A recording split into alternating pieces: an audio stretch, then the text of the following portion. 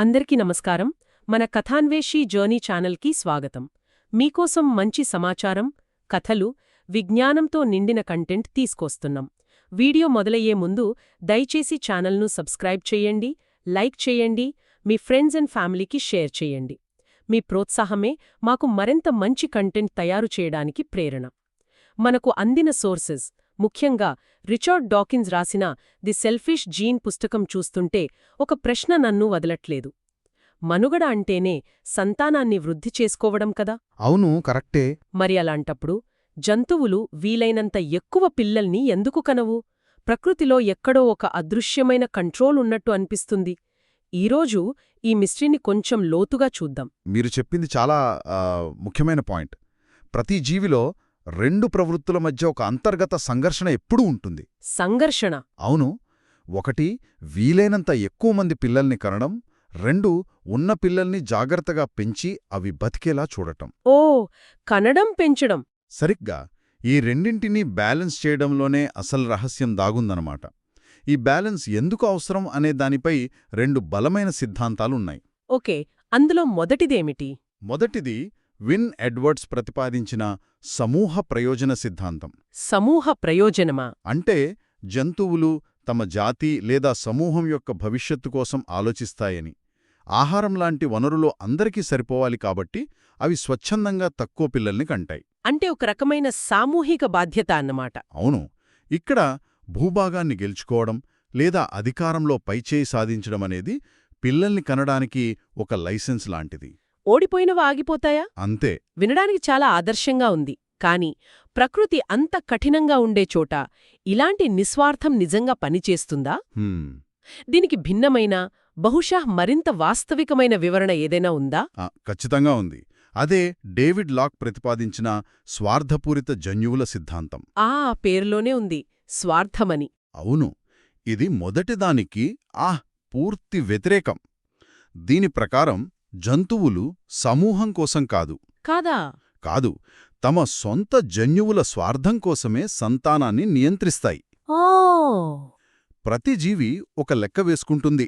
నేను ఎంతమంది పిల్లల్ని విజయవంతంగా పెంచి పెద్ద చేయగలను అని. ఆ లెక్క తప్పుతే?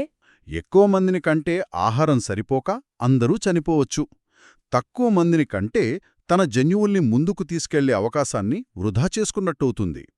ఇది త్యాగం కాదు, తెలివైన వ్యూహం. ఇక్కడే రెడ్ గ్రౌస్ పక్షుల ఉదాహరణ సరిగ్గా సరిపోతుందేమో. అవును, అద్భుతమైన ఉదాహరణ అది. ఈ పక్షులు భూభాగం కోసం భయంకరంగా పోరాడతాయి. ఓడిపోయిన పక్షి పక్కకు తప్పుకుని సంతానోత్పత్తికి దూరంగా ఉండి చివరికి చనిపోతుంది. పైకి చూస్తే సమూహం కోసం ప్రాణత్యాగం చేస్తున్నట్టు కనిపిస్తుంది కదా? కనిపిస్తుంది. కాని స్వార్థపూరిత జన్యువుల కోణం నుంచి చూస్తే అది త్యాగం కాదు, ఒక తెలివైన జూదం. జూదమా? ఎలా? చూడండి, ఓడిపోయిన పక్షి ఇంకోసారి పోరాడి తన శక్తిని వృధా చేసుకోవడం కన్నా ఓపికగా ఎదురుచూడటం మేలని నిర్ణయించుకుంటుంది. దేనికోసం ఎదురుచూడటం? ఎందుకంటే భూభాగం ఉన్న పక్షి ఏదైనా ప్రమాదంలో చనిపోతే ఆ ఖాళీ అయిన స్థానాన్ని ఇది దక్కించుకోవచ్చు. అవు, అలాగా?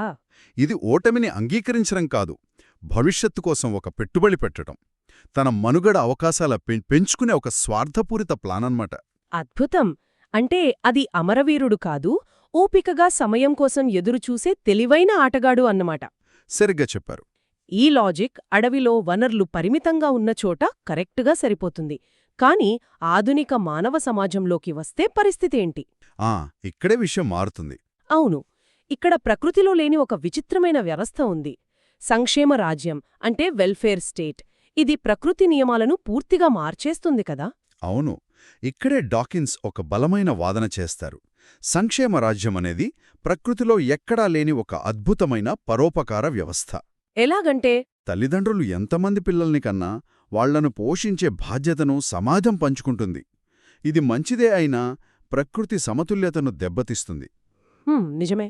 రచయిత వాదన ప్రకారం ప్రకృతికి విరుద్ధమైన ఈ సంక్షేమ వ్యవస్థను మనం సృష్టించినప్పుడు దానికి జతగా ప్రకృతికి విరుద్ధమైన జనన నియంత్రణ పద్ధతులను కూడా మనం తప్పనిసరిగా పాటించాలి.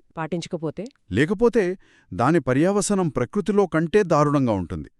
ఆకలి, పేదరికం ఇంకా ఎక్కువైపోతాయి. అంటే ప్రకృతి సహజమైన పరిమితులను మనం తొలగించినప్పుడు కృత్రిమ పరిమితులను మనమే విధించుకోవాలన్నమాట. అవును, అదే ఆయన వాదన. ఇప్పటివరకు మనం జంతువులు తమ కుటుంబ పరిమాణాన్ని ఎందుకు నియంత్రించుకుంటాయో చూశాం. అయితే ఇది మరో లోతైన ప్రశ్నకు దారితీస్తుంది. హ్మ్, కుటుంబం లోపల కూడా స్వార్థముంటుందా? తల్లిదండ్రులు తమ పిల్లలందరినీ సమానంగా చూస్తారా? లేక అక్కడ కూడా జన్యువుల మనుగడ కోసం ఒక అంతర్గత పోరాటం జరుగుతుందా? ఇది మనం ఆలోచించాల్సిన విషయం. వీడియో నచ్చితే సబ్స్క్రైబ్, లైక్ మరియు షేర్ చేయడం మర్చిపోవద్దు.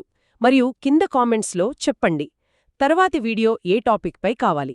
మీ సూచనలు మాకోసం చాలా విలువైనవి. తర్వాతి వీడియోలో కలుద్దాం. ధన్యవాదాలు.